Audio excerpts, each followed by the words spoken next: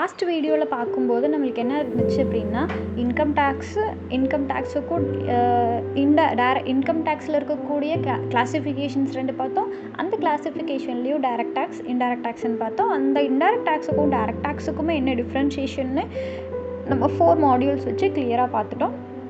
Next பார்த்திங்கன்னா, income டேக்ஸில் என்ன type of resources மூலிமா நம்மளுக்கு இன்கம் கிடைக்கும் டைரக்ட் டேக்ஸ்க்குள்ளே அப்படின்னு சொல்லி பார்ப்போம். ஃபர்ஸ்ட் ஒன் பார்த்திங்கன்னா, இன்கம் ஃப்ரம் அதர் சோர்ஸஸ். என்னென்ன சோர்ஸஸ் மூலிமா நம்மளுக்கு இன்கம் கிடைக்கும்னு பார்ப்போம்.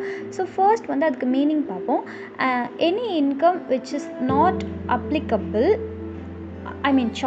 not chargeable to tax under any other heads of income which is not to be executed from the total income under the head income other sources.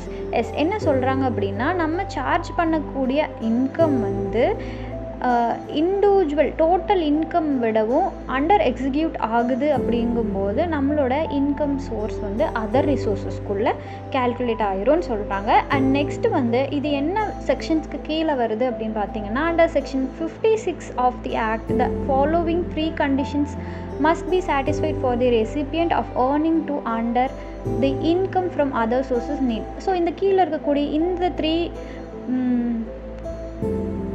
3 ஆக்ட்ஸை வந்து அவங்க fulfil பண்ணியிருந்தாங்க அப்படின்னா அவங்க வந்து அவங்களோட சோர்ஸ் ஆஃப் இன்கம் வந்து அதர் ரிசோர்ஸஸ் மூலிமா நம்மளுக்கு கிடச்சிருக்கு அப்படின்னு சொல்லலாம். ஸோ அது ஃபர்ஸ்ட் ஒன் வந்து you have an income. Income நான் வந்து கண்டிப்பாக வாங்கியிருப்பேன். Next such income is not tax. என்ன சொல்கிறாங்கன்னா, exception under other sections of the income tax 1961. And next பார்த்திங்க அப்படின்னா, such income can't be categorised as a salary, profit, gains from business or provisions, income from house property or Capitals. என்னோட salary இல்லாமல், profit இல்லாமல், கெய்னிங்ஸ் இல்லாமல், business professions மூலிமாவும் வராமல், என்னோடய house property and capital மூலிமாவும் எனக்கு கிடைக்காம ஒரு இன்கம் கிடச்சிருக்கு, இது இந்த கேட்டகரிஸில் வரல அப்படின்னா அப்போ கிடைக்கக்கூடிய என்னோடய இன்கம் என்னன்னு பார்த்தீங்க அப்படின்னா அதர் ரிசோர்ஸஸ் இன்கம். அது என்ன அப்படின்னு பார்த்தீங்க அப்படின்னா, இன்கம் ஃப்ரம் அதர் சோர்ஸஸ் எதுக்குள்ளே இன்க்ளூட் ஆகுது அப்படின்னு பார்த்தீங்கன்னா, ஃபர்ஸ்ட் வந்து டிவைடெண்ட். ஒரு ஷேர்ஸ் எனக்கு கிடைக்கிது, அந்த ஷேர்ஸில் எக்ஸ்ட்ரா டிவைடெண்ட் எனக்கு கிடைச்சிருக்கு ஒரு ஷேர் ஹோல்டராக அப்படின்னா அது எனக்கு income from other sources. And next dividend from Indian company. நான் ஒரு ஃபாரின் எக்ஸ்சேஞ்சராக இருக்கும்போது இந்தியன் கம்பெனிலேருந்து ஒரு டிவிடெண்ட் கிடைச்சா எனக்கு அது இன்கம் ஃப்ரம் அதர் சோர்ஸஸ். ஏன்னா அந்த கம்பெனி என்னோடது கிடையாது.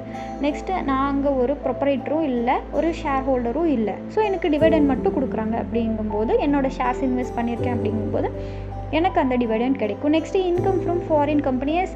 இந்தியன் சிட்டிசன், நான் ஃபாரினில் சேம் கேட்டகரியை வந்து ஃபாலோ பண்ணுறேன் அப்படின்னா ஃபாரின் கம்பெனிலேருந்து கிடைக்கக்கூடிய டிவிடெண்ட் எனக்கான income from other sources.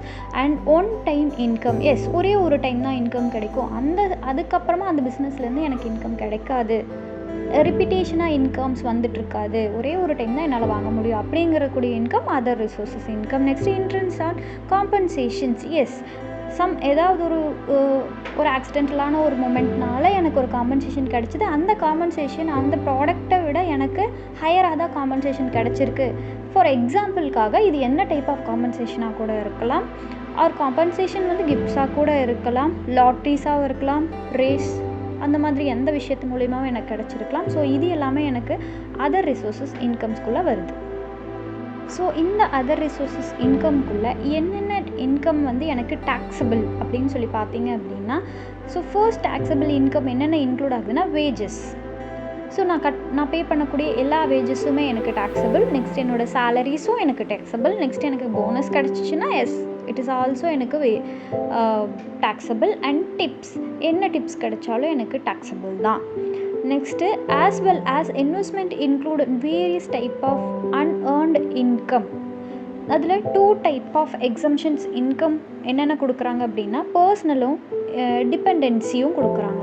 So இந்த 2 டைப் ஆஃப் இன்கம்ஸ் வந்து எக்ஸம்ஷனாக கொடுக்குறாங்க. பர்சனலாக எனக்கு கிடைக்கக்கூடிய கிஃப்ட்ஸ், பர்சனலாக எனக்கு கிடைக்கக்கூடிய டிபெண்டன்சிஸ், ஸோ அது என்னோடய இன்கம்குள்ளே சேராது. நெக்ஸ்ட்டு டீமிட் ஐட்டம்ஸ் ஆர் நான் taxable.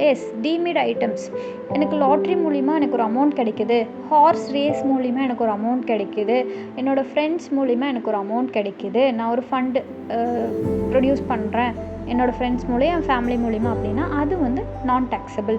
And exempt income refers to any income that is exempt from and taxation. Exemptions follow ஆகக்கூடிய எல்லா அமௌண்ட்ஸுமே நம்மளுக்கு வந்து பார்த்திங்கன்னா எக்ஸம்ஷன்ஸாக மட்டுமே தான் இருக்கும். அது என்றைக்குமே டேக்ஸபிள் கிடையாது. அது